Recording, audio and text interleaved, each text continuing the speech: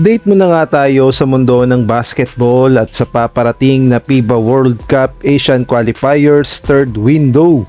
Gilas Pilipinas manalo kaya sa home court ng New Zealand at Australia? Ngunit bago tayo magpatuloy, pakipindot naman ang like, subscribe at ang notification bell para updated ka sa susunod kong i-upload.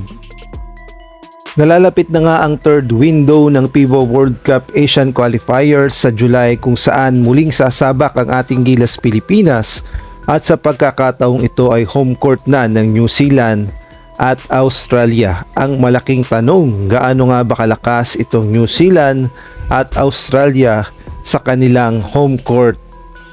At kung atin ngang babalikan ang second window, muntik na nga nating matalo sa sarili nating baluarte itong New Zealand sa crucial na laban ng Gilas at New Zealand sa final score na 66-69. Sumablay nga lang ang pang-overtime sana na tira ni Dwight Ramos.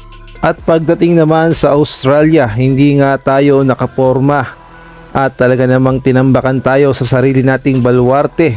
Sa lakas ba naman ng Australia, walang nagawa ang ating Gilas Pilipinas.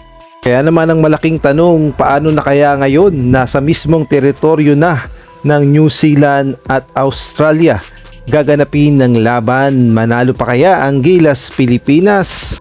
At unahin na nga natin ang unang makakalaban ng Gilas Pilipinas, ito ngang New Zealand. Sa umpisa pa lang ng laban ay lamang na talaga itong New Zealand dahil unang-una magkakaroon sila ng haka dance. Kumbaga mental game na yan at bukod pa doon sa kanila ang home court at gay na rin sa kanila ang crowd na aabot na inaasahang 15,000 ang manonood at yung weather advantage sa kanila dahil sanay sila sa lamig.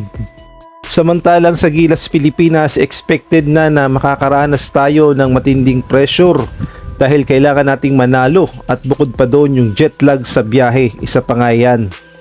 At kailangan ding bantayan ng Gilas Pilipinas itong si Corey Webster kapag ito naglaro at pumutok sa 3 points, good night na para sa Gilas Pilipinas. Pag-usapan naman natin ang pangalawang makakalaban ng Gilas Pilipinas, ang Australia.